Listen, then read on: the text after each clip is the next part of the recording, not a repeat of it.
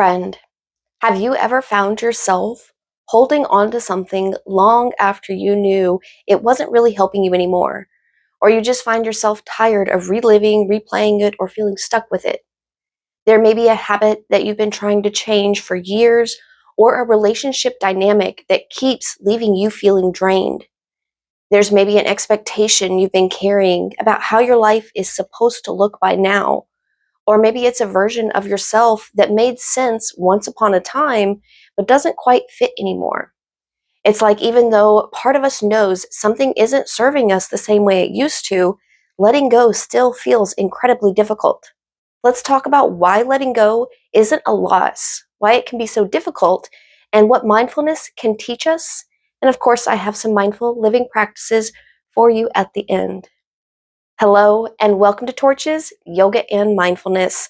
I'm Lauren, and I'll be your coach.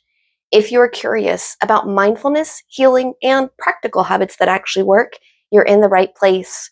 Here we focus on simple but powerful practices grounded in ancient wisdom and modern science to care for both our mind and body. So go ahead, hit the like and subscribe so you don't miss what's next. So maybe you're just feeling stuck with this old expectation, habit, or dynamic in your life, and it just seems to keep coming back around. A lot of the times when we experience this, we tell ourselves, maybe I just need to try harder, or maybe things will go back to the way they were. And sometimes we don't even realize what we're holding on to. We just notice that we're exhausted, frustrated, stuck, or carrying a weight that we can't quite explain. If you've been there, you are not alone, and this conversation is definitely for you.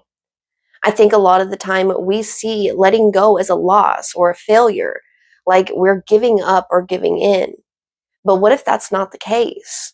What if sometimes letting go isn't about losing something at all, but instead it's about creating the space we need to grow or heal or just find fulfillment in the day-to-day of life? This month, we are taking a lesson from nature as we explore the themes of fire and water, balance and transformation. And I think this conversation fits beautifully into that. Because if we look around at the natural world, we see that growth and release are partners. We can see their cycles, transitions, and things changing form. When a tree lets go of its leaves every autumn, we don't look at it and assume it's failed. We don't think the tree is broken or assume its life is over. We understand that it is part of a larger process. The tree is conserving energy, it's preparing for a new season, and making room for what comes next. Granted, we're not trees, but we can take a cue from them. When it comes to our own lives, we often expect ourselves to keep holding on indefinitely. We hold on to roles, expectations, identities, habits, obligations, and even pain because the thought of releasing them feels terrifying. We can get stuck in the story of these painful experiences because we've made them a part of our identity.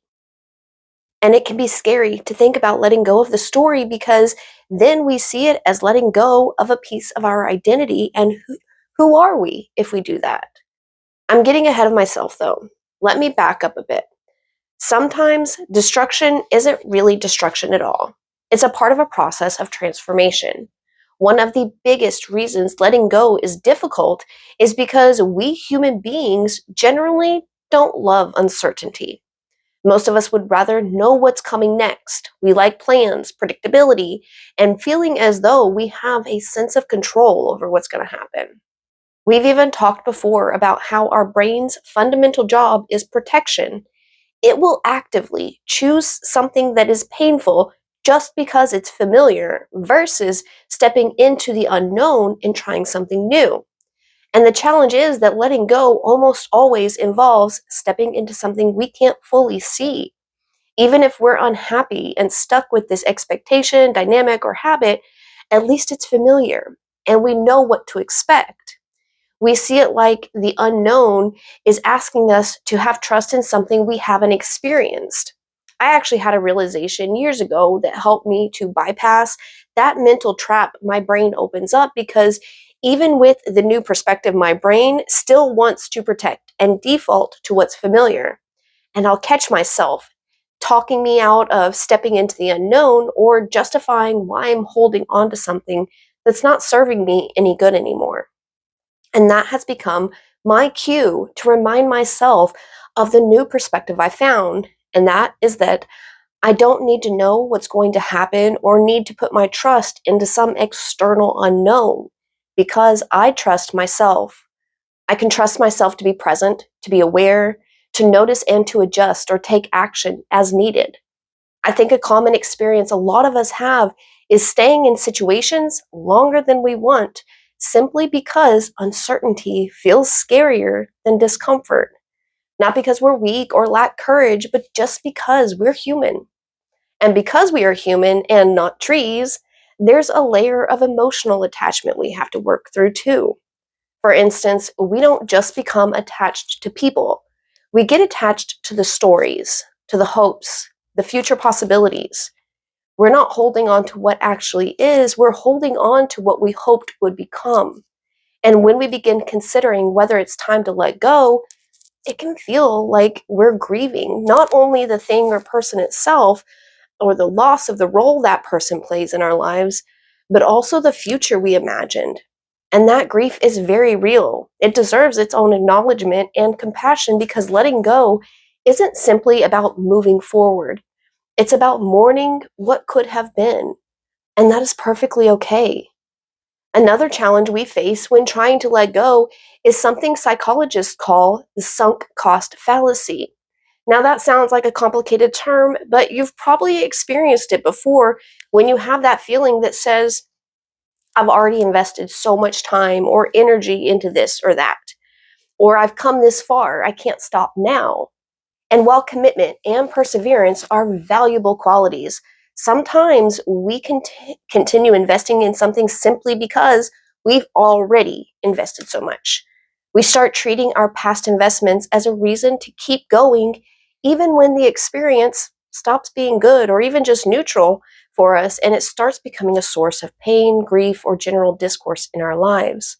We tell ourselves that walking away means all that time was wasted, but if life is about the journey and not the destination, that means that the lessons, growth, experiences, and wisdoms we gained along the way is more valuable even if we change paths. Sometimes that season, that phase, it served its purpose. But then we also have society whispering in our ears. Well, not so much a whisper and more like a sports announcer over a loudspeaker, but we all grew up hearing phrases like never give up, never quit, push through, or keep going. And yeah, again, there is value in persistence. Perseverance can help us accomplish things we never thought possible. But I think wisdom, she's asking us to balance persistence with discernment because not everything that should be endured forever. Sometimes continuing is brave, but other times being brave means releasing. And part of maturity is learning the difference. So, through all of this, the unknown, the grief, the investment, and societal pressure, there is a common thread: fear. Fear of loss, of change, for what happens next.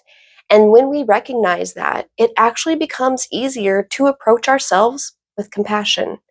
We can look through this lens of compassion and see that we're not just holding on because we're stubborn or a glutton for punishment. We're struggling because we're scared or we care because something matters to us. And that is a very human experience, part of our shared experience. So, how do we begin to move through that process? We start with acceptance. But I think acceptance is misunderstood, in a large part thanks to social medias. I'll stay off that soapbox, but essentially, acceptance doesn't mean approval. It doesn't mean we pretend everything is fine or that we are agreeing with the things that's happening. Acceptance simply means acknowledging reality as it currently exists. And if I don't find the current reality agreeable, then I can certainly take positive action to change it and still be accepting moment to moment. But that's another discussion. But when we are constantly arguing with reality, dwelling on it should have happened like this or the other way, they should have been like that, that when we are arguing with it, it's impossible to see our options clearly. If we're spending out all of our energy wishing something were different, we're going to miss the opportunity to ask, given that this is where I am right now, what would support me moving forward? Acceptance creates clarity. It allows us to stop fighting what is and begin working with what is. The next step is emotional processing. This is the hard stuff where a lot of us get stuck. Like we just want to skip from acceptance to action. We just want to logic our way through it, figure it out, solve it, and move on. But emotions don't work that way. Sometimes we need to give ourselves permission to actually feel what we're feeling. That doesn't mean we act on it. It could be a sadness, a disappointment, grief, anger, or even relief that maybe we feel guilty about. Or maybe you're holding a couple feelings at the same time. Part of letting go is allowing those emotions to move through rather than trying to just shove them aside and push them down deeper. In fact, later this month, we're going to spend more time exploring emotional processing during a workshop I have planned because this is such an important part of growth, finding contentment, fulfillment, and for healing. When we allow ourselves to process our emotions rather than avoiding them, we begin creating space. Not because they just magically disappear, but because they stop demanding all of our attention. We can shift our attention by shifting our perspective. And to do that, we use reframing. The questions we're asking and the inner dialogue we have about a situation absolutely determines the way we will experience that situation. For instance, if we're talking about letting go of a relationship or a career path, and we're only asking, what am I losing? We're going to feel loss and defeat. But if we also ask, what might I be creating space for? We open the door to possibilities. I also like to sometimes look at it like, if I keep holding on to this not so good thing, what possibilities am I missing out there because this not so good thing is taking up space in my life, my time, and my energy? And changing that perspective, or even just considering that we could hold another perspective, isn't going to dissolve the grief or invalidate the sadness, but it broadens the picture. Instead of only seeing an ending, we begin noticing the potential of a new beginning. And this is where mindfulness becomes incredibly helpful. Mindfulness teaches us to pay attention, not with criticism or judgment, but with awareness, curiosity, and compassion. With the awareness, we can recognize what we are carrying. Compassion helps us to respond to ourselves kindly when the process gets hard.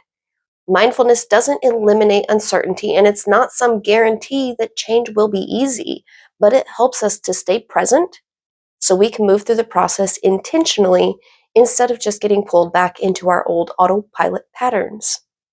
And once we can get through the hard parts, there are some beautiful benefits waiting for us on the other side when we release what no longer serves us.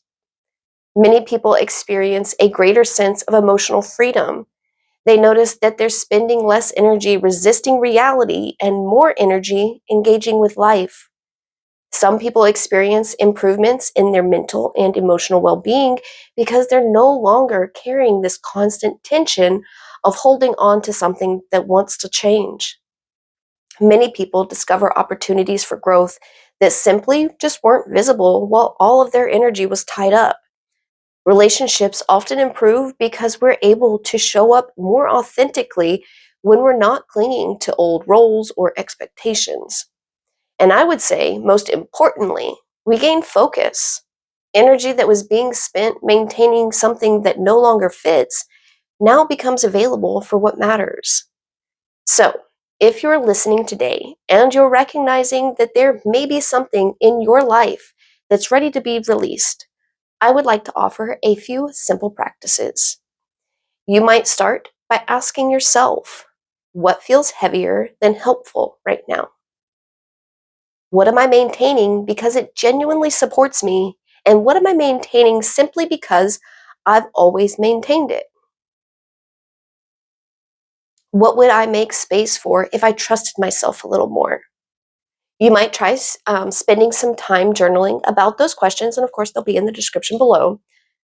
You could sit in meditation, just a quiet space for a few minutes, and visualize yourself setting down a burden you've been carrying.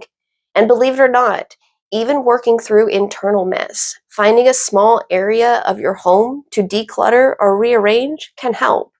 Sometimes creating physical space helps us recognize where emotional space is needed too. And then there are simple daily practices that help us build this skill over time. In the morning before the busyness of the day begins, you might do a quick check in, like we've talked about before.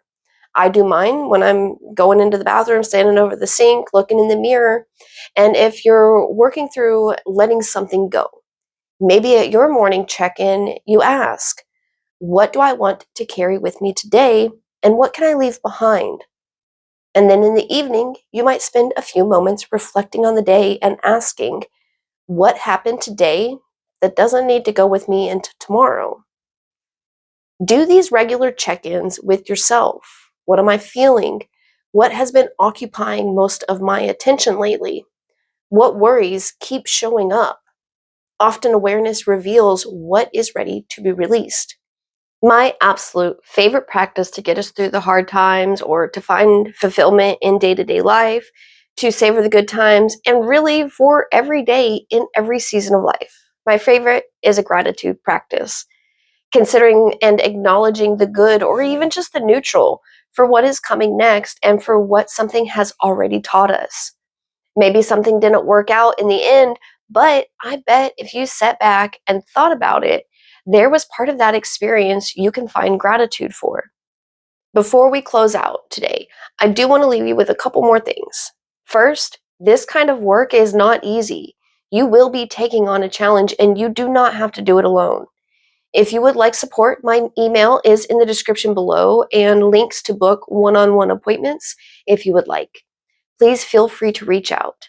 And second, as you work through this, don't take it on like a marathon that you have to complete without any relief or breaks. Pause occasionally throughout your days, or take a deep breath and just notice what small moment of joy is here right now. It doesn't have to be profound or elaborate. Maybe you've got your favorite drink, a soft pet. Maybe there's a nice breeze outside, or your favorite song came on up on the playlist. Just notice it, name it, savor it for a moment, and let it be enough. Sometimes letting go isn't only about releasing what hurts, but it's also about creating enough space to actually notice what's already here. And if there is something in your life that you're being invited to release right now, please remember, not every ending is a failure, not every act of letting go is giving up, and not every form of destruction is a loss. Endings happen to prepare for beginnings. Just like a tree releasing its leaves before a new season arrives, there are times in our lives when letting go creates the very space that we need and that growth requires. Sometimes we can't see what's there for us if we are clinging too tightly. Friend, thank you so much for showing up for yourself and sharing that time with me. Stay present, stay kind to yourself, and I will see you soon.